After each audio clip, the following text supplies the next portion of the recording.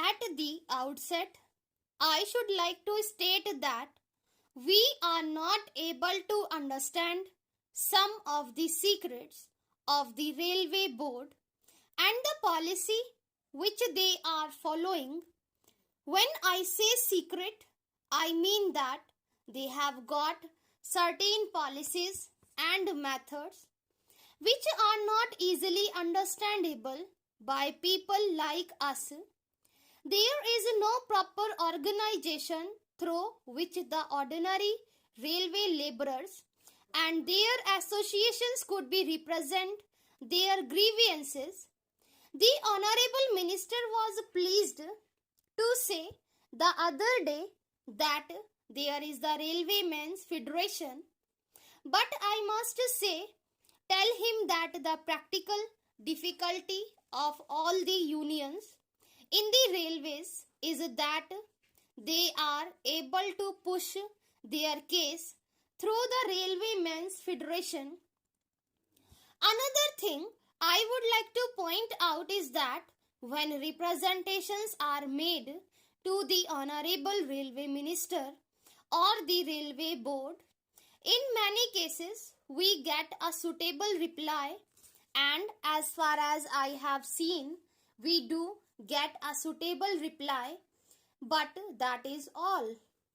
I would request the Honorable Minister to see that their cases are properly considered and something is done to them. The other day I represented to the Honorable Minister and also the Railway Board the case of the sanitary inspectors. They are classified as supervisory staff. Prior to 3rd May 1948, they were given upper class passes like other officers, but since that the date all of a sudden the upper class passes have been stopped for these people. We do not understand why these discriminations should have been made against these sanitary inspectors. I would request the Honorable Minister to see that proper consideration is shown to them and to remove inconsistencies in this regard.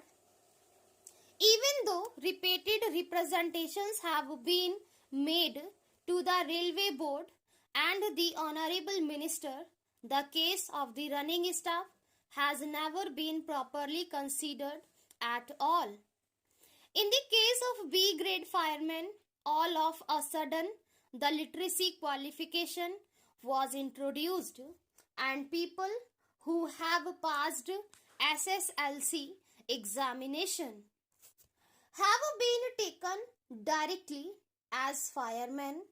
But what about the case of those who entered service before this literacy question was introduced? Some of them have put in more than 10 years of service. They were recruited by a staff, a selection commission, board after proper examination. They were never required to pass the SSLC examination when they entered service. But suddenly this literacy qualification has been introduced and their chances of promotion have been reduced. The number of persons affected is very small, and I would therefore request the Honorable Minister to look into their case favorably. Another point is about telegraph inspectors. They are the people who look after the maintenance of telegraph lines. They have been recruited in the normal manner and they are the people who have put in service of more than 10 or 15 years. The question of wireless inspectors came in at the time of war.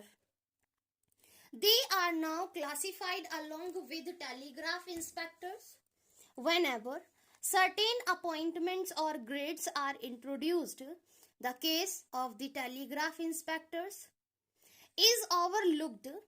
The wireless inspectors, who are called communication inspectors at present, came into the picture only at the time of war. Now what happened is that the telegraph inspectors, who have put in a service of more than 10 or 15 years and who look after the work which was used to be done by the wireless inspectors, are neglected and overlooked. I hope their cases will receive the deepest consideration of government and a proper solution will be found. I know come to the grievances of travelling ticket examiners, representations were made by them that they should be classified as running staff. They are not sitting staff. They have been representing that they should be classified as running staff along with drivers and firemen. Their cases have also been overlooked. It is a small case and the railway board can easily understand it if only they have a mind to look into the matter. There are ever so many things, but I do not want to mention them all. I do not understand the secrets of the delay. According to the railway board, delay means 10 years. That is the minimum. I am not exaggerating. I shall give you an example. An estimate for constructing an overbridge was sanctioned 10 years ago. Nobody came there. I requested the Honorable Deputy Minister to visit that place. He was pleased to visit it. I must thank the Honorable Deputy Minister on behalf of my constituency. What happens is that we cannot be taking the Honorable Railway Minister or the Honorable Deputy Minister to each and every place where a work has been executed. This is another point which I want the Railway Minister as well as the Railway Board to bear in mind. People are nowadays afraid of travelling in aeroplanes, but I think that a reference to the volume of papers supplied to us will show that accidents to train are increasing day by day.